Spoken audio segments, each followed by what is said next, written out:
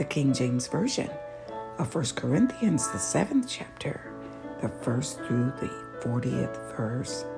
And here begins the reading of the word of the only true and living God.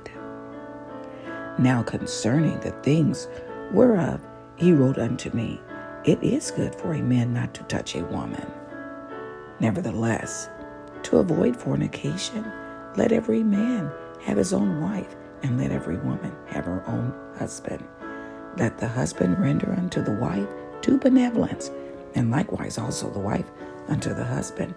The wife hath not power of her own body, but the husband, and likewise also the husband hath not power of his own body, but the wife.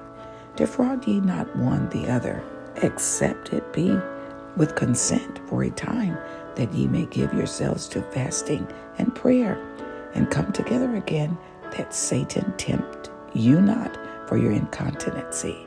But I speak this by permission, and not of commandment.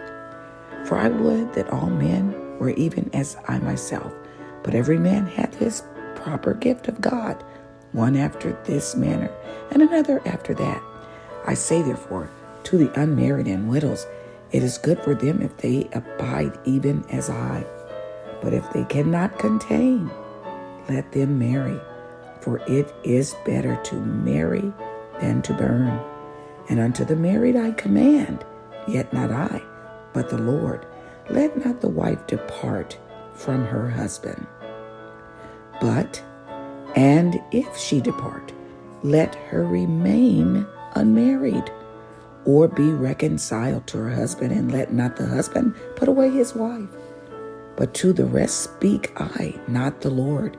If any brother hath a wife that believeth not, and she be pleased to dwell with him, let him not put her away. And the woman which hath an husband that believeth not, and if he be pleased to dwell with her, let her not leave him. For the unbelieving husband is sanctified by the wife, and the unbelieving wife is sanctified by the husband. Else were your children unclean, but now are they holy. But if the unbelieving depart, let him depart. A brother or sister is not under bondage in such cases, but God hath called us to peace. For what knowest thou, O wife, whether thou shalt save thy husband? Or how knowest thou, O man, whether thou shalt save thy wife?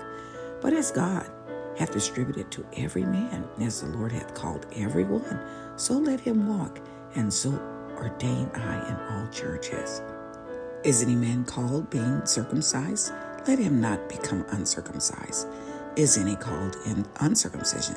Let him not be circumcised. Circumcision is nothing, and uncircumcision is nothing, but the keeping of the commandments of God. Let every man abide in the same calling wherein he was called. Art thou called being a servant? Care not for it. But if thou mayest be made free, use it rather. For he that is called in the Lord, being a servant, is the Lord's free man. Likewise also he that is called, being free, is Christ's servant. Ye are bought with a price. Be not ye the servants of men. Brethren, let every man wherein he is called, therein abide with God. Now, concerning virgins, I have no commandment of the Lord, yet I give my judgment as one that hath obtained mercy of the Lord to be faithful. I suppose, therefore, that this is good for the present distress. I say that it is good for a man so to be. Art thou bound unto a wife? Seek not to be loosed. Art thou loosed from a wife? Seek not a wife. But and if thou marry, thou hast not sinned, and if a virgin marry, she hath not sinned. Nevertheless, such shall have trouble in the flesh, but I spare you. But this I say, brethren, the time is short. It remaineth that both they that have wives be as though they had none, and they that weep as though they wept not, and they that rejoice as though they rejoice not, and they that buy as though they possess not, and they that use this world as not abusing it. For the fashion of this world passeth away. But I would have you without carefulness. He that is unmarried careth for the things that belong to the Lord, how he may please the Lord. But he that is married careth for the things that are of the world, how he may please his wife. There is difference also between a wife and a virgin. The unmarried woman cared for the things of the Lord, that she may be holy both in body and in spirit. But she that is married cared for the things of the world, how she may please her husband. And this I speak for your own profit, not that I may cast a snare upon you, but for that which is comely, and that ye may attend unto the Lord without distraction. But if any man think that he behaveth himself uncomely toward his virgin, if she pass the flower of her age, and need so require, let him do what he will. He sinneth not. Let them marry. Nevertheless, he that standeth steadfast in his heart, having no necessity, but hath power over his own will, and hath so decreed in his heart that he will keep his virgin, doeth well. So then he that giveth her in marriage doeth well, but he that giveth her not in marriage doeth better. The wife is bound by the law as long as her husband liveth. But if her husband be dead, she is at liberty to be married to whom she will, only in the Lord.